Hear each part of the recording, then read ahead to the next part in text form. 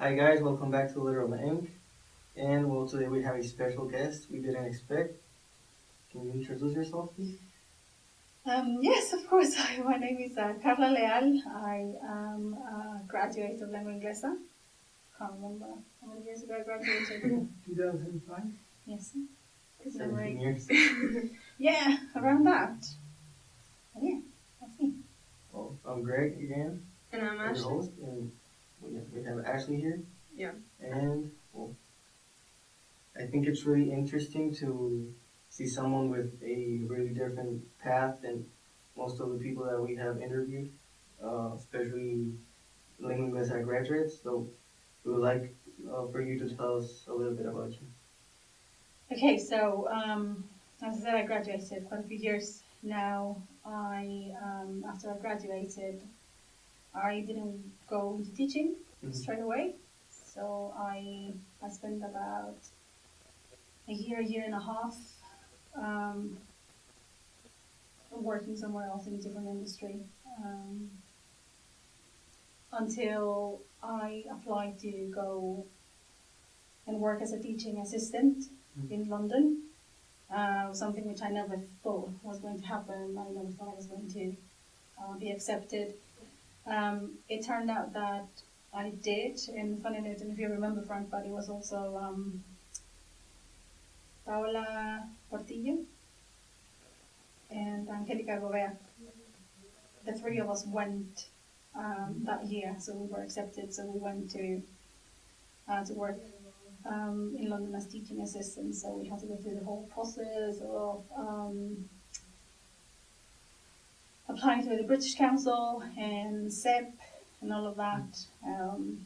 And a few months later, we were teaching in London. I was lucky enough to be allocated in inner London. I was the only one.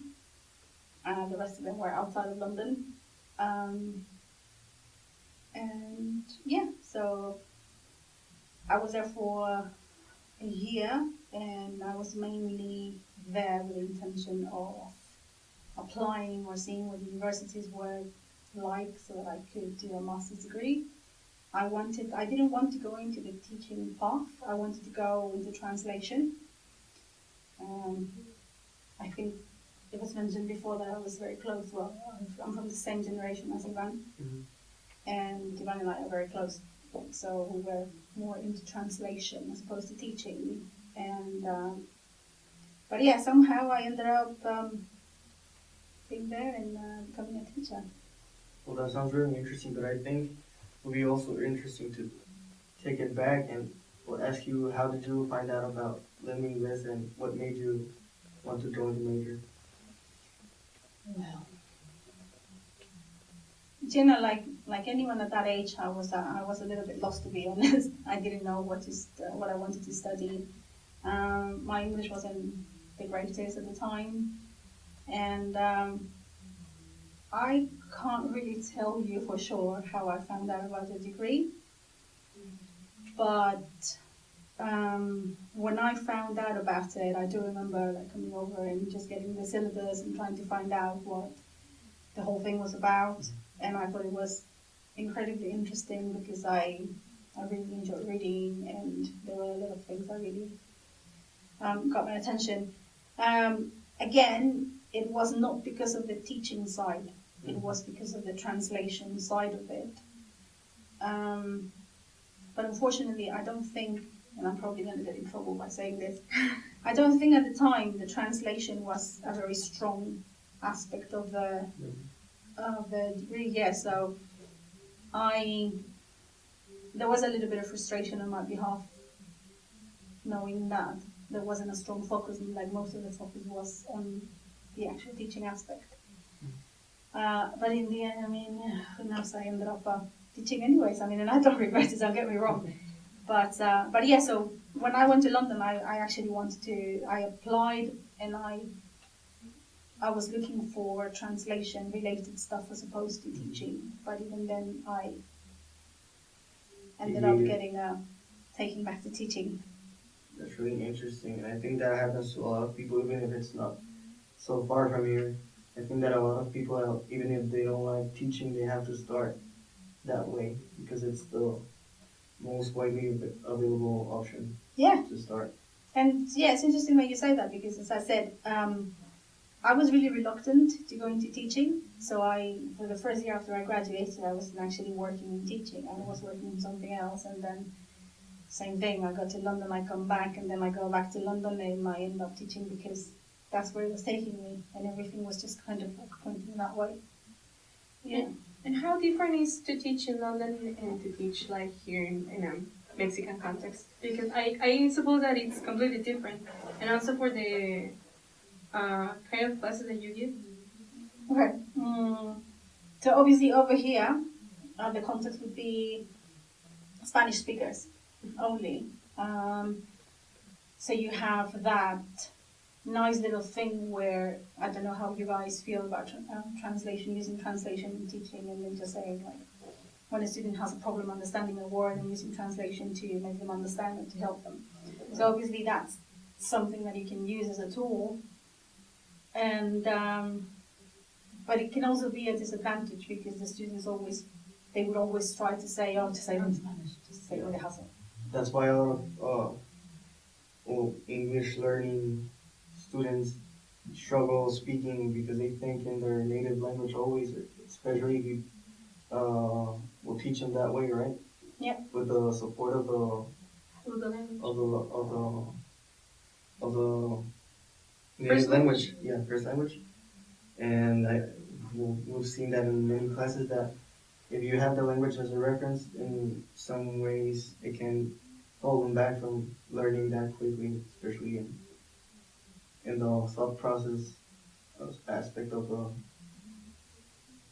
the second language acquisition. Yeah. So they don't help themselves in so many ways, but also sometimes you as a teacher is just a practicality element that you would just say, okay, we're not going to waste time in this. I'm not going to give you a long explanation. Yeah. Even with sorry to interrupt, but even with Lengua Inglesa teachers, like even if the class is optativa in Spanish, they will go to English to explain something or just to mention a reference because they don't have the word in Spanish in the time or vice versa. Yeah. So that would be one thing. Obviously, when I was teaching in London, it was different because I work at an international school, so I had students from all over the world, which is Very challenging. very nice, but yes, it is definitely very challenging. So not having that or having a couple of Spanish speakers in class and then being able to use this or that tool and also having students from different cultural backgrounds. So we had a few years ago, we had a little of this cultural competence thing. I think before I left, we were writing a little about that. And so yeah, just have self-awareness of people from different backgrounds and being able to say the right thing or being careful with things that you should say, you shouldn't say, the kind of language that you would use. But I also had monolingual classes over there. So the last few years, we had a really big influx of Chinese students. So I had massive groups of Chinese students only, whether for general English or for exam preparation classes. I also had close groups of Thai students, Italian students, which other nationality? Top of my head, that's pretty much what I can remember. But yeah, and when I started working at the school, there was a huge community of Turkish students. So there was a lot of learning as well, the problems that the students had in terms of the typical grammatical mistakes that they would make, the typical pronunciation mistakes that they would make. But because you have the whole mix in just one little pot, it takes a lot of time to research it. I imagine that's harder when you have like different nationality and native language speakers because if you have the same like monolingual class, will you identify the grammatical errors and the pronunciation errors so you can explain it to all of them. But if it's the other way around, you have to do it individually, right? Yes. So that was another aspect of teaching as well that was really challenging. So if I had a Thai student trying to speak to an Italian student with two completely different accents, with different sounds, with different grammatical mistakes, and they, like, if you do pair work and they were trying to understand each other, and they would end up just giggling away or getting really frustrated because they simply couldn't communicate, especially at lower levels. Yeah. Sounds like a hassle. Yeah, but it's a lot of fun. Yeah, I was actually going to ask you, going back to you mentioning that you were really into translation. Don't you think that you going there and dealing with different nationalities and backgrounds, don't you think that aspect of translation that you have to cater to the public that is going to read the translation or to use it, don't you think is that way with teaching? Like you have to cater also. Does that aspect of translation leak into the teaching? I'm not sure I understand the question, sorry. Like for example, right now I'm in literary translation, and we were seeing that for example, a translation can vary in many ways depending on the context of the time when the original text was written, to whom is it's directed, who wrote it, like all of those aspects. Do you think they also apply in the teaching realm, like especially where you have a lot of different students, as you mentioned, like you have to be careful with which language you use, which references. Yeah, to an extent. I mean, obviously, what we had to be the most careful with was the topics. Especially with Yeah, so having, for example, Muslim students or having students from different religions and necessarily just Muslims. But there were aspects of that that we really needed to control, so because we had a specific audience. But we also, the fact that we were careful with things didn't mean that we would ban certain topics. If they came up in class, especially with higher level classes, with advanced classes, we needed to discuss them, and then we also had to. Our role as teachers was also to not to impose anything, but to make them aware that just because they don't believe in certain things or just because they support a certain idea doesn't mean that they can't interact or respect the rest of the people in the classroom. But yes, of the use of certain words, I mean, you have no idea. I can tell you any stories about, people saying inappropriate things that would offend a lot of people in the classroom, but they weren't aware of things like that. But it was also our job as teachers to teach them that. So you are in this environment, this is a very international city, and you're going to get in trouble if you say this, or you're going to get in trouble if you do this. Like either a paralinguistic language or the use of certain words or whatever it was. I'm curious about it, especially in the classroom management aspect of it. How do you deal with all of that? Because I'm currently doing my practicum in an elementary school, and it intrigues me how you deal with such a difficult, just a difficult class to teach, like especially for us that we're not used to that much variety in the students. Yeah, well, I suppose it would, at the beginning, it would shock you. I mean, there were many occasions where I was put on the spot, and then because I wasn't as experienced as I am now, I would probably not deal with it the best way. I mean, I would get out of the situation somehow, but I wouldn't necessarily deal with it in the best way. I never got in trouble, I can tell you that.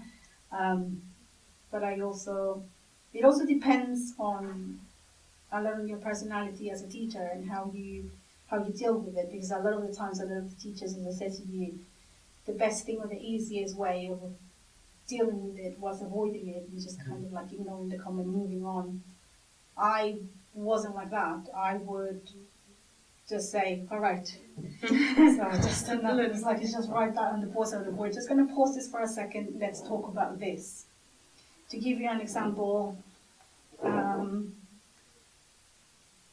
I can't remember the nationality of the students at the moment, but there was an occasion where a student referred to, he said that the school where I work in London is in Soho. in London. So there's a couple of blocks away, there's a very famous gay club, which was the very first gay club in London, and a huge gay community in there. So a lot of the teachers in our school were gay, and on one occasion, a student of mine said, "Oh, teacher, they're gays here in London," and I had to stop everything I was doing and just deal with it and say, "Okay, let's talk about this for a second." And just how to just kind of reflect on the use of the word. Okay, so yes, we can say it, but it was also a matter of intonation, the tone in which he said it, everything else, and then just make them aware that either you're gonna get in trouble outside or right here, because there might be other people in the classroom who may not like that and take your comment well like that. And it's fair enough. I mean, whatever you think, but you have to be aware and you have to be respectful towards other people. But there were many things like that. I mean, it's International Women's Day as well. I mean, I had people telling me, once you're a woman, there's nothing you can teach me. You're a woman. You can't teach me anything. Oh my God. Talking about that, like being a woman, a Mexican woman in London, how has been your experience as an immigrant Mexican woman and also as an immigrant Mexican teacher? Because I imagine that it will be hard, like, to teach to very different nationalities, people with completely different nationalities. So I think it will be hard, no? It is, because you would always encounter, I mean, unfortunately, even these days, you would encounter a lot of issues, either with stereotypes or racism or whatever, but again, it depends on how you deal with them. To me, personally, I never thought that my background was an impediment, or that it would hinder my ability to teach in any way. But again, that's also a matter of confidence. I'm not gonna lie, you do start questioning yourself. And when I got the first job in London as a teacher, I didn't ask for a job. I was offered a job. So when I finished my CELTA course a couple of days before we finished, the director of teacher of study, approached me and said, "Do you want a job?" I hadn't even finished my course, and I said, "Yeah, right. I'll have that." So I started teaching.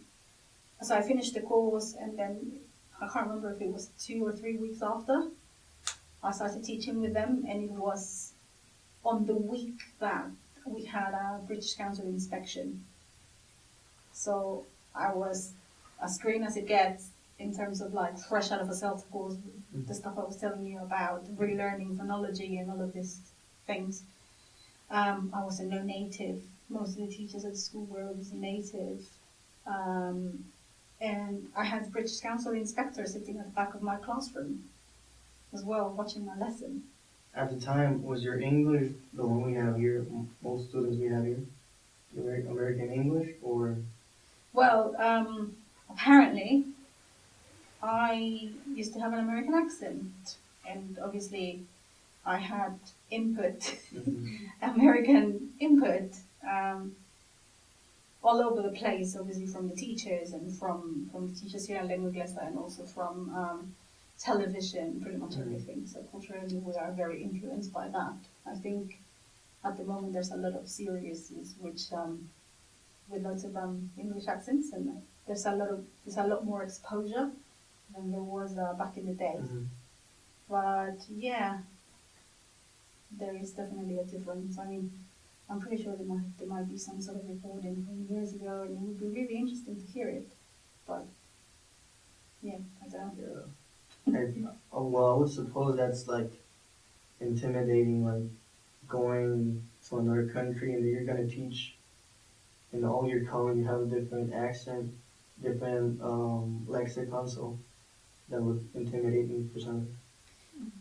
Yeah, I mean, as I said to you, I'm not gonna lie, I never, to an extent, I never doubted my ability to teach, but when you start having, hearing people or even comparing yourself to other teachers, because you obviously sit in the same staff room and you hear how other people sound and the kind of language they use in the teaching advanced classes and all of these things. And I myself, obviously, there were many, many occasions in which they were like, everyone runs into the teacher room and they're like, oh my God, like this phrasal verb and this and that, and we're going to deal with this word and what am I going to do with that? And a lot of the times, I wasn't the only one, but I think I was very self-conscious of the fact that I didn't know the word. And then you start dealing with it. But even amongst, it happens to us in Spanish as well. But you don't think about it that way. When it happens in Spanish, it's like, I don't know what that is, and then just move on. People expect you to know everything since you studied them. Yeah, so, but then when you hear a word in Spanish that you don't know because it's your language, you go, either you just brush it off and then move on, or you just look it up and then that's it, you move on as well. But when it's something that you're trying to teach and you don't know and you have to deal with it, then you really feel ignorant and you feel that you should know it. And if you think about it the other way, it's like, well, you don't know every single word that there is in Spanish. So it is like that. But yeah, I forgot what we were talking about. So I think I just Yeah, well, I'm just curious since I'm teaching too, and I feel like you were saying like you didn't feel the passion towards teaching. So yeah, that's like, I don't know how to explain it, but yeah, right now practicum and I'm teaching and I think I'm doing all right. But like I doubt myself, like I don't know if I'm the best teacher. I think that's something that's never going to change. Bad news, sorry.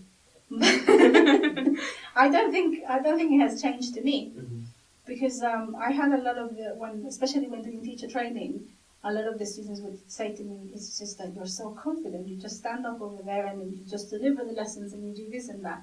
Or if I was in the middle of a lesson, or somebody else was in the middle of a lesson, I was observing the teacher has a panic attack, and then I had to stand up and teach and finish the lesson for them. So there's a lot of, you have to improvise. Obviously, you do know the lesson plan and everything, but it's not your lesson. You didn't plan it, and even then you have to deliver it. And they would say to me, "But you're so confident and you can do it so easily. You make it look so easy." And I'm like, "Yeah, but you have no idea. Every single time I stand in front of a classroom, I am dying, especially if it's the first day. If it's the first day because you don't know who you're going to get, you don't know whether you're going to have really strong personalities whom you're going to clash with, because you don't know, you're just going to have, unfortunately, you do have really boring students sometimes who don't give you anything.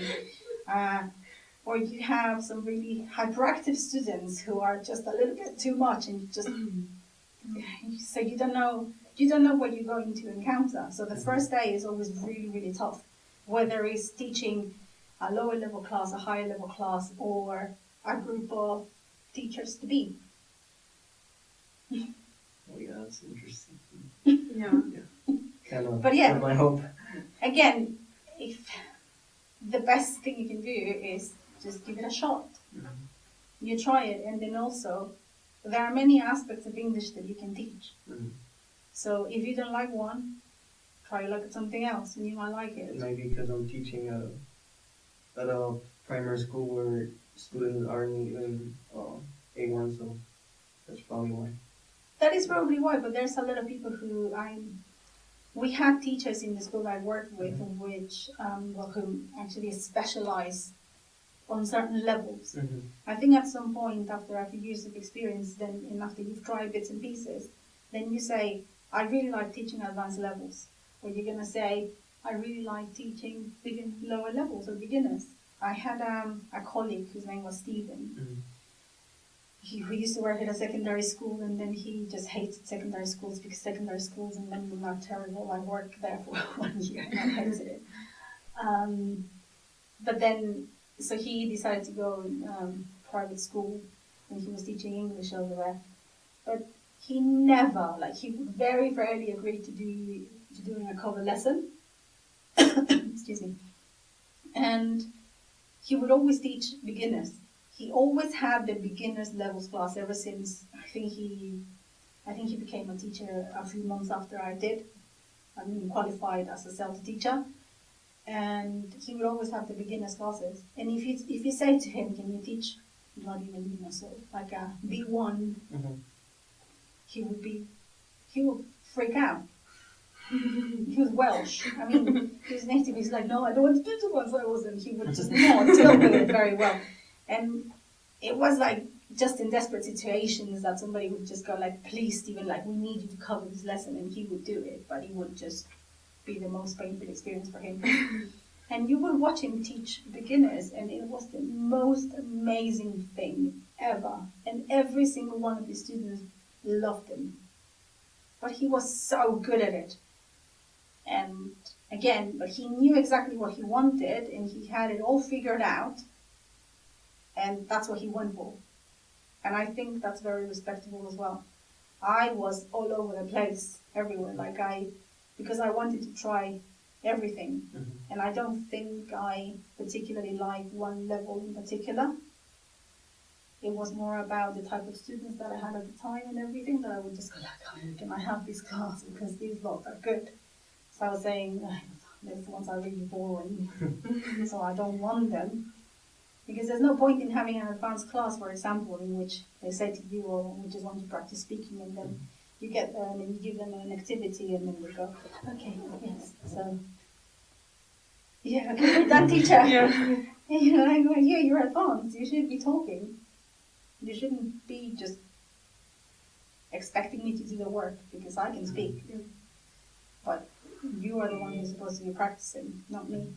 That actually happened to a classmate of mine who's doing her practicum in a high school, Mhm. and she's teaching the advanced level, and yeah, she told us she had that problem where all the kids were supposed to be like B1, B2, so intermediate advanced, I think, and they weren't talking at all. Like she was asking them questions, and they would just reply yes or no. Yeah, exactly. And which is the level that you like the most to teach? As I said, I didn't particularly have a favorite. I can probably tell you that I didn't like beginners because I thought that was hard work. As you said before, when you teach lower levels, I did a little bit of teaching before I graduated over here, and I did teach at a kindergarten, and I hated every single day of it. And at the same time, I was working at a primary school, so they were fifth year. How old are they? Like 10, 11? Yeah. Yeah. And obviously the kindergarten kids were 4 years old. Yes, and they're very cute and everything, but I know that I cannot teach children, and that's why I went into adult education. So I don't necessarily mind the level that much as long as they give you something, as long as they're not children as well, because I find children a lot more difficult to deal with. Especially like I'm teaching second grade, fourth grade, and sixth grade, and the problem like fourth grade is the better one for me at least, and second grade like the classes they seem to love the class, but it's like hard for them To focus?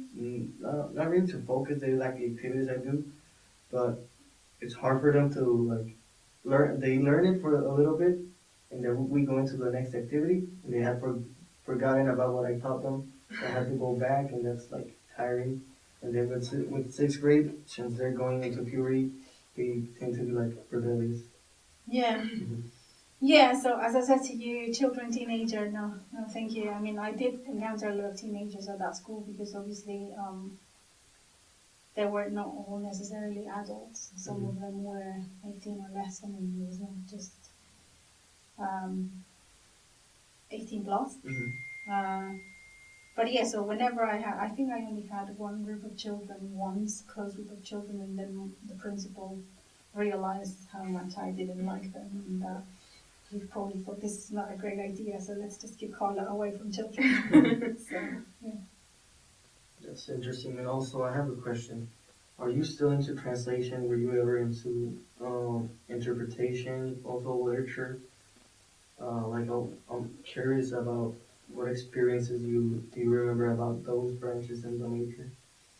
Well, unfortunately, translation is, a frustrated dream, I suppose. But there's Ivan to compensate, for all of that. So seeing him do everything he has achieved, everything he's done in that field is pretty amazing.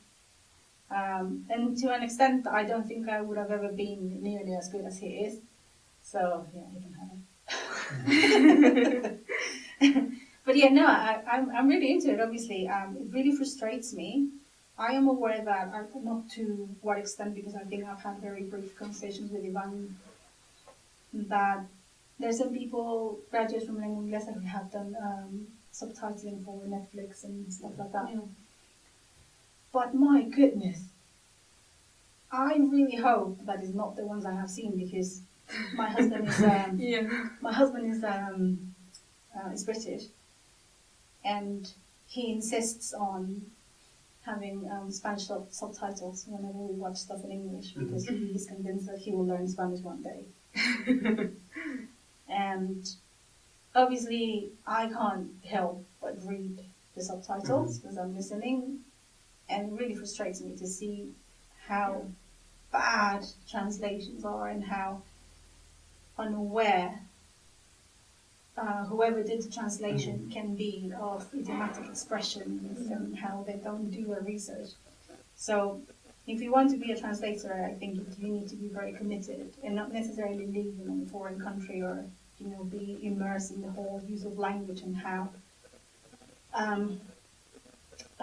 so how they use it on a daily basis. But it is very important that don't just hear a phrase and assume that it will be translated literally or replace it for a completely different idiom which does not mean even vaguely the same. Or the other way around, like when you're translating and you just translate whichever the conversation is, and you leave the references as the same, they're not gonna apply to your target, so they're not gonna understand, and the meaning is going to be lost. Like teacher even says, like translation is 90% researching.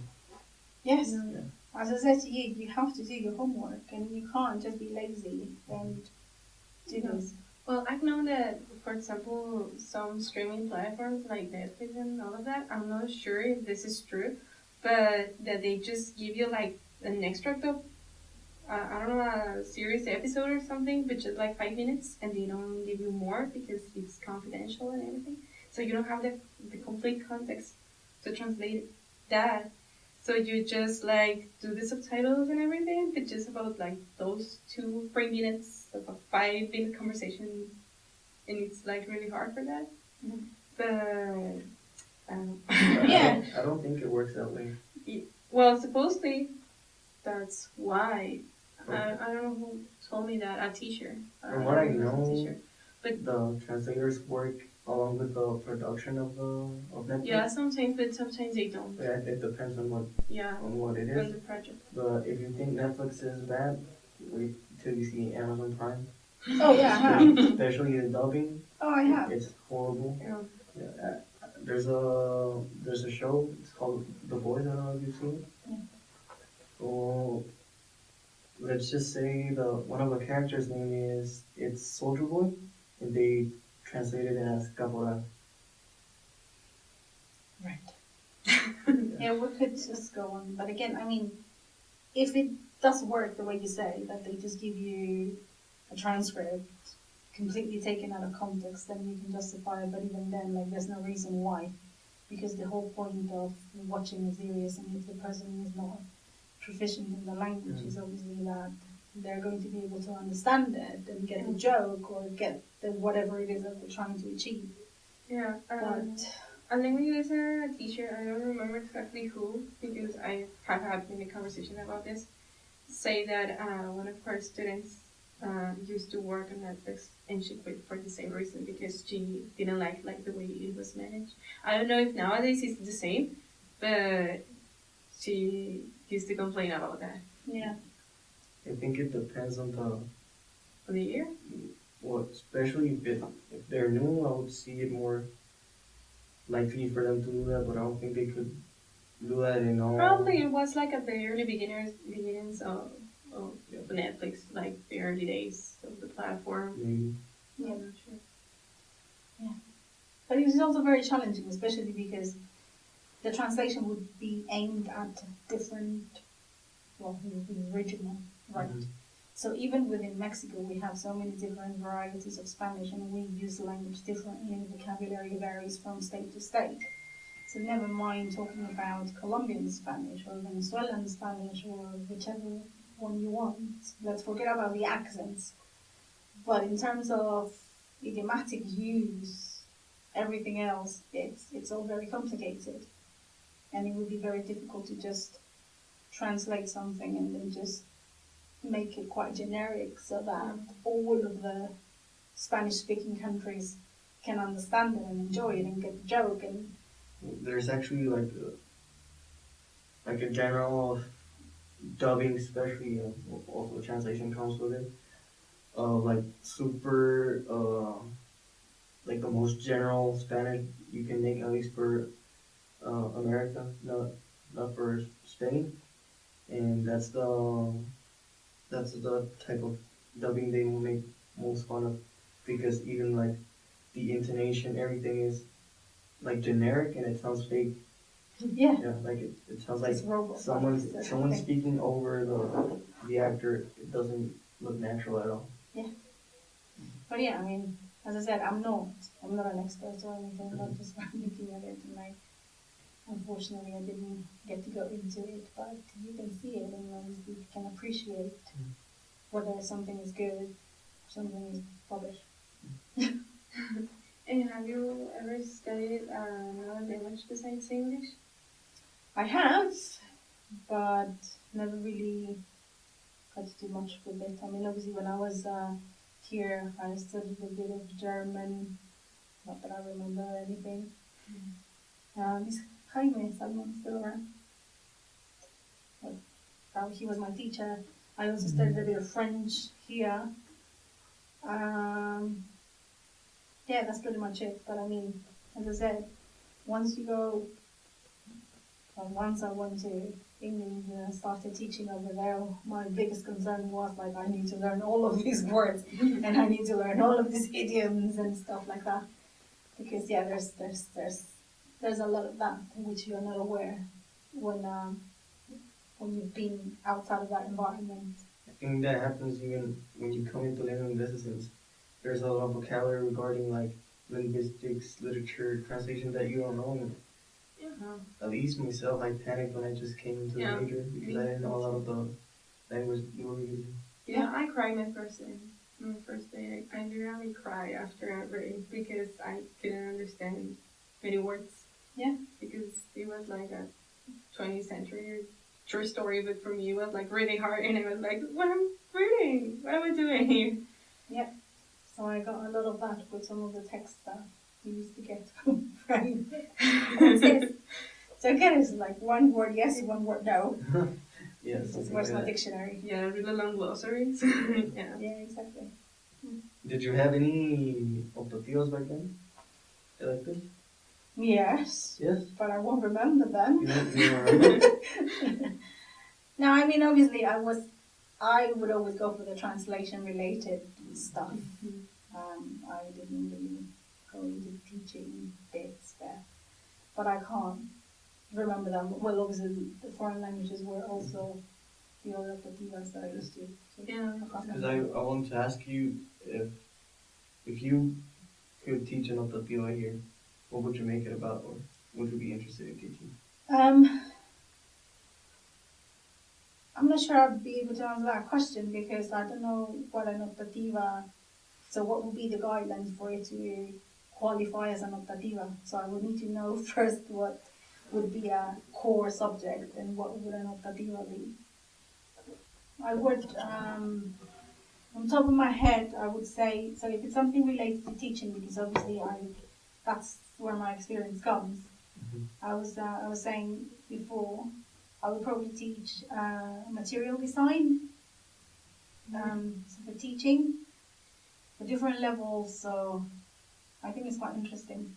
And especially, like, I was always very enthusiastic about creating my own materials. This is something that obviously I learned from a very passionate trainer that I had in London, who was very good at designing her own materials.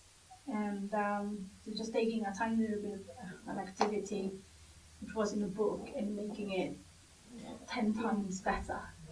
And so yeah, adapting materials, material design. Well, I have a question related to material design because sometimes, for example, I thought like to different kids, but like they are very different ages. For example, a 12-year-old and then an 8-year-old and then a 6-year-old all together.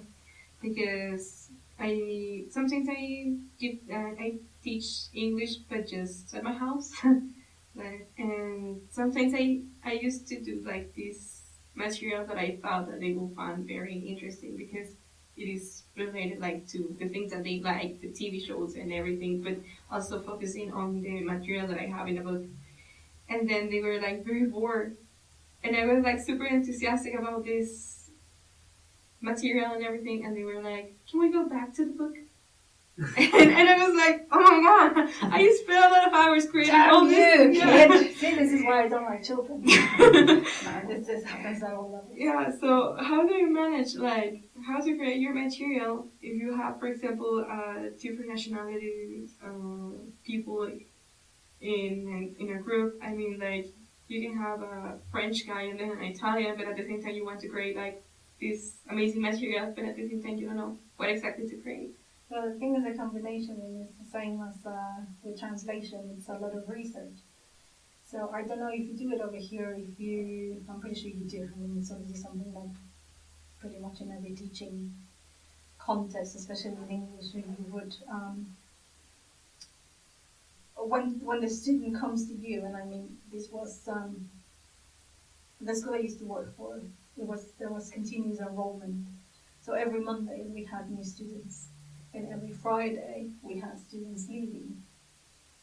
So we would get students coming halfway through the course, or as in the book, sort of. So on Unit 2, or maybe they would join the course in Unit 6, and then that was the last unit of the book, and then next Monday we would start all over from Unit 1. So we would have to create profiles. This is something that is very important for the British Council. We had to create a profile for the student, so mention the nationality of the student, educational background, ask them about their interests and stuff like that. And we would try, as hard as it sounds, we would try to cater for everyone. But realistically speaking, so the activities in class would be very varied because of that. Because some of them would also be different types of learners. I mean, this is a little bit, I don't know, same thing, I don't know what, if, I haven't seen the syllabus and I don't really know what you guys see in terms of teaching. But part of the CELTA courses we also teach them in terms of learning styles, which is a little bit controversial because some people think it's absolute rubbish, all of that. And some other people think, well, there is some aspects that are valid. So it depends on whether you're a visual learner or whether you are a kinesthetic learner and all of that. Mm-hmm. So we would create a whole profile for each individual student, and we would make sure that there was something for everyone. Mm-hmm. Because yes, so maybe, I mean, if you are very, very unlucky, all of them would come together and they would say to you, teacher, I don't want to do this, can we go back to the book? But you would also have, there would also be occasions where you would have one student saying, why do I have to stand up and do this and walk around the classroom while I do this? I'm not here to play games. Whereas another one would just go jump out of the chair and just say, even if it's, I mean, I think the most extreme case I had a Buddhist monk once as a student, where I had two Buddhist monks in the same class. I think they were B1. And one of them was younger than the other, way younger than the other. So the young one was always like, or some told like he would be very enthusiastic about pretty much everything. And the other one was an older guy, and he was very grumpy. He would just sit at the back of the class like, he just seemed bored with pretty much everything you gave him. And one day, very reluctantly, I did a kinesthetic activity which involved them like teams, and then they had to run back and forth to the front of the classroom to rip bits of paper off, go and answer questions and come back. And the guy completely changed, he just lit up. And he was running around like a child and enjoying himself. And I had never seen that, and I never expected that to happen. I thought he was going to be like, this is it, I might be Buddhist, but this is the end of it. Like, this is where we draw the line, I'm leaving. And no, and obviously after that, I was like, oh, okay. But I made the assumption, so I made the mistake of making the assumption. So you're old and you won't be into running around. And that day, very reluctantly, I did it, and it worked wonders. And I thought, had I known this, I would have done this ages ago. Because otherwise. But yeah, again, I think the best thing to do is be aware that not everyone is going to like everything. And also think that the activities that you design are not for you. Because we make that mistake. Yeah. Just because you like them and just because you think they're wonderful, it doesn't mean that the students are going to enjoy them. You have to put them first. You have to think about them first and what they like. And if they don't like it, then you change it. And if they don't like it again, you can tweak it. And if they don't like it again, then chuck it in the bin and make another one. Okay. How do you think you can approach multiple intelligences depending on, for example, here many schools are like very low resources. How can you apply that in that context? How do you think you can get the best of it? You have to be very creative with what you have, because you can do a lot with very little. Mm-hmm. If you are interested in reading more about that, because I'm not an expert in that field, but I have a good friend of mine, his name is Jason Anderson. He has quite a few books published with relation to teaching with minimum materials and stuff like that, because he has a lot of experience teaching in African countries and in India, where the resources, I mean, if you think that the resources here are limited, you have no idea. So look it up, Jason Anderson. He has his own website actually, and he is very, very helpful. He's a very open person, and if you send him an email, guaranteed he will reply to you. Because he really likes sharing. Look him up on Facebook as well, because he shares a lot of his articles. He works for Warwick University in England, and he normally shares everything that he can share that is not published, like that you don't need to log into a certain platform for whatever. He will share it. He's very open with all of that stuff. But yeah, it's a lot of creativity.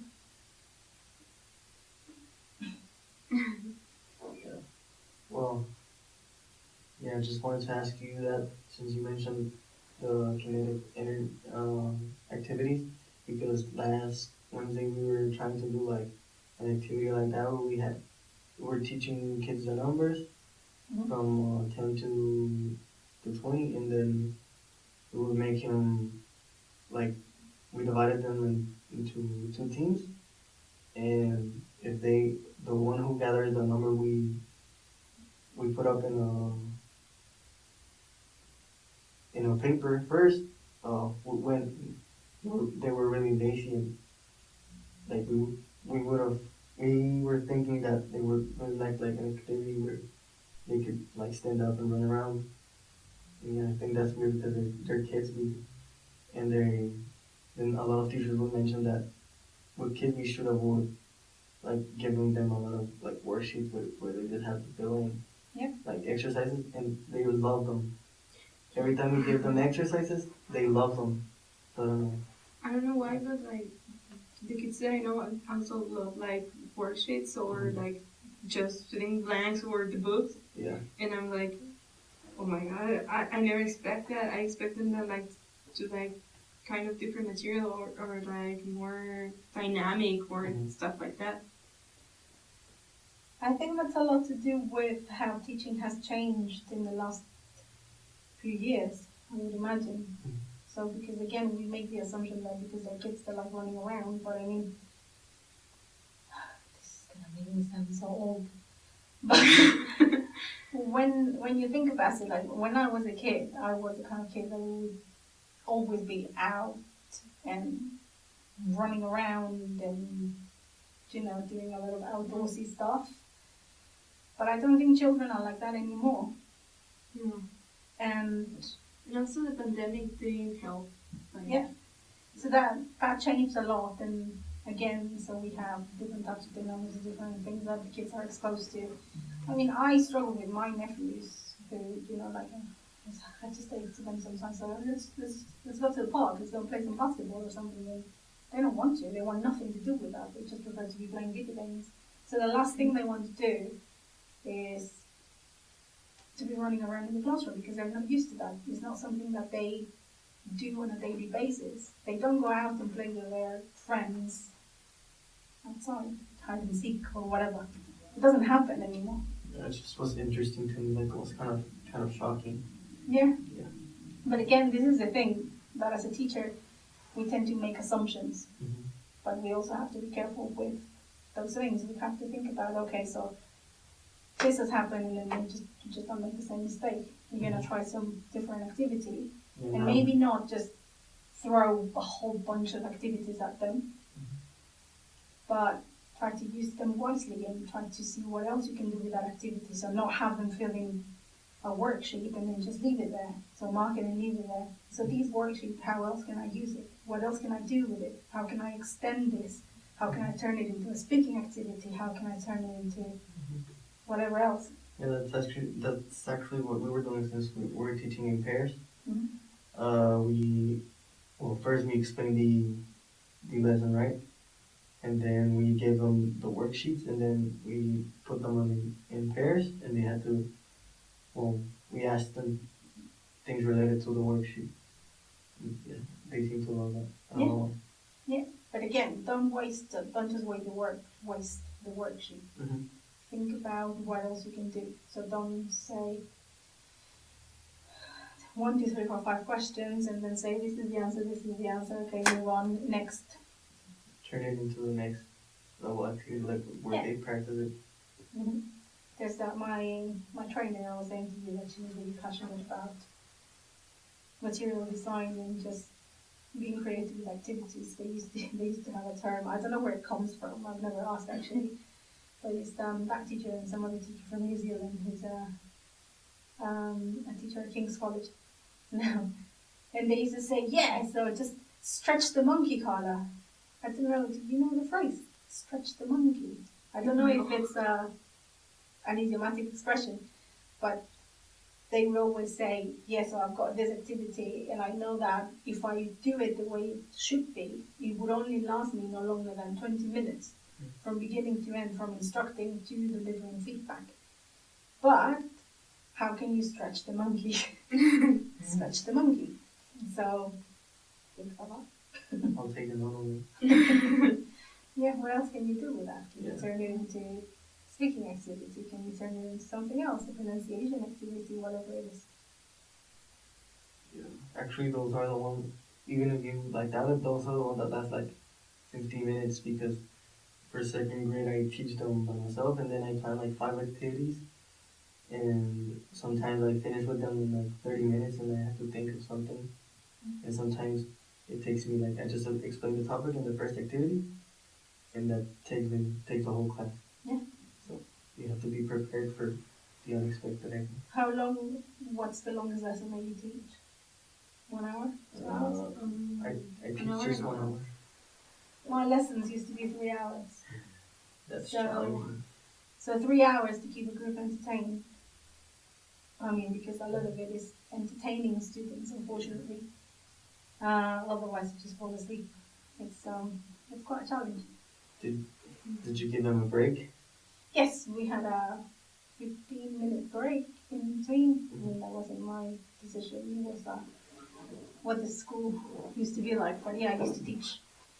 When it came to general English or exam preparation classes, my lessons were 3 hours. So 3 hours in the morning, 3 hours in the afternoon, and that was my day. That's quite challenging. That puts you into perspective. Yeah. Yeah. It's a lot of time. Yeah. Lots of stuff to go through. Sometimes we're dying with 1 hour or 2 1 hours? hour and a half. Yeah. It's like, what am I doing here? Like, we all want to go. And that's it. Yeah. Yeah, when I'm taking a 2 hour, well, this semester I don't have any 2 hour classes. The last semester I did, and by the end of the first hour I was falling asleep already. Yeah, so imagine if you're falling asleep, imagine how the students feel as well. So Yeah.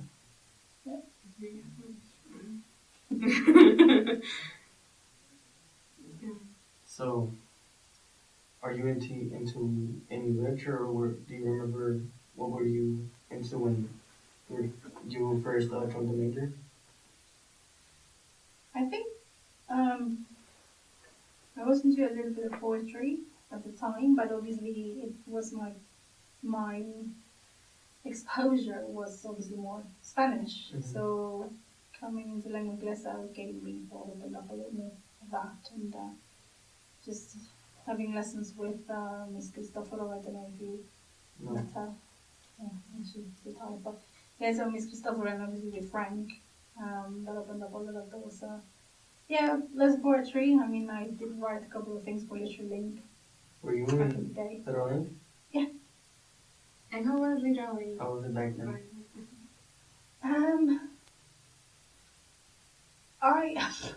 Do you know what? I was always driven, obviously, by when Frank and then Hervé and Ivan were chasing me up for stuff to write. Frank was asking earlier on if I had actually continued writing. I don't write poetry anymore. I haven't written a poem for years.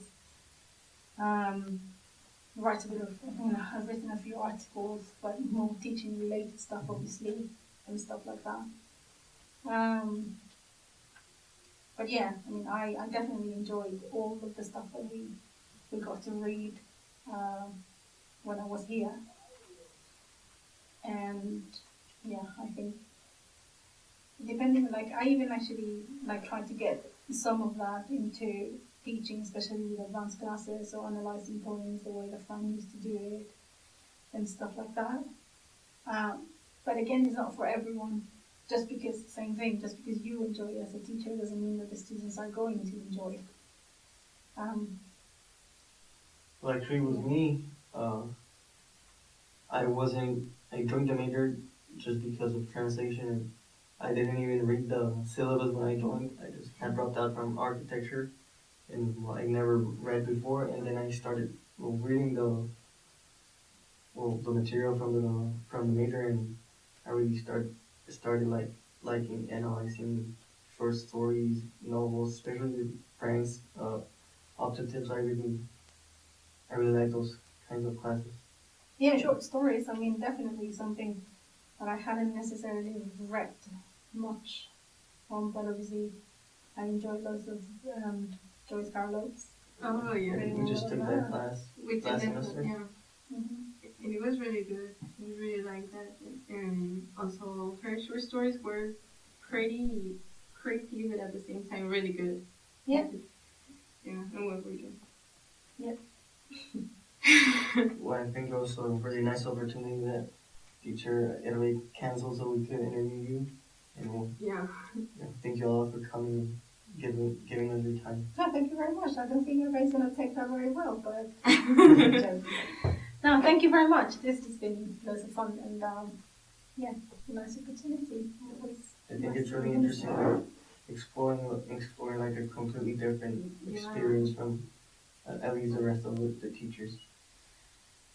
Yeah, I would like to believe that. I mean, not because I want to seem like, not to seem like I'm some sort of special sort of thing, but yeah, I mean, it would be nice also that to hear that there are some other people actually go and do some different things. Nothing wrong with staying over here, obviously, but there's a whole world out there. Yeah, because I never thought about like that lifestyle, like or teaching like other teachers or the things that you do. I never imagined that. Like it never came to my mind. I always thought about translation or literature or teaching, but like here, but not like you're now one of my heroes. I think. Oh, thank you very much. I think you should reconsider that very seriously.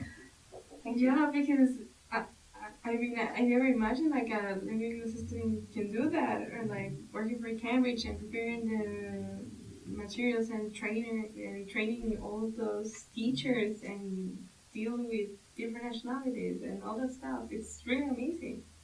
Actually, I've heard before, like, people from Lengua Inglesa teaching Spanish in other countries rather than people from Lengua Inglesa teaching English in other countries. So yeah, that's really interesting. I mean, it's not the easiest. I'm not gonna lie to you, especially because many schools, even the school I've worked for the last few years, they change owners, and they had as a policy not hiring non-native speakers. And I even had an incident with my line manager when on one occasion they asked me to. He said to me, "Oh, so I was in complaint because he said that you're a non-native speaking teacher and that they want a native speaking teacher." And I was like, "Yeah, his problem, not mine." And he said to me, "Well, there's no need for you, Karla, to say that you're a Mexican because you are now British." And I was not happy with that. And my friend would probably tell you I'm not a very nice person and I don't want to be. I'm quite an angry person too. So I didn't take that very well, and I had a big argument with him. And I said, there's no way that I would tell a student, "Oh, I'm not British," and just completely, what's the word? Neglect or disregard where I came from, because there's absolutely nothing wrong with that. And as I said to you, it was his problem, not mine. So I said to him, "Don't ever ask me that." The problem was that on their website they had published that the school was only native speakers. And at the time, so a lot of the teachers there for one reason or the other, so they moved on, whatever. And at the time, there were I think it was only 3 non-native speaking teachers left. So I was one of them, obviously. There was an Italian teacher, and there was a Romanian teacher, and that was it. But they were very, very careful about talking to students, or they would always try for us not to mention that, where we came from. So yeah. And did you stay in that school? But yeah. I taught in that school for 10 years. But it's the same school where I told you that. They hired me just before I finished the course. So I did my CELTA there with them, and then I started teaching there. I did my Delta with them, and then a couple of years later I became a teacher trainer. So I did the whole thing with them. And that. Well, that's impressive that you stayed in. Yeah, this story I'm telling you was the last few years that it happened. And as I said to you, it was a problem. It wasn't mine. At the beginning, they were very open. There were loads of non-native speaking teachers, and it's quite weird that it kind of went the other way around. You would expect them to be more open and to know that. Yeah, so they changed owners, and that was that. I'm going to say where they work from. I think this will be it because we have to leave at 3. But we're really thankful for you coming in here and telling us your experience over there. Thank you very much. I just kind of like crashed in your party, in a race party actually, but here we go.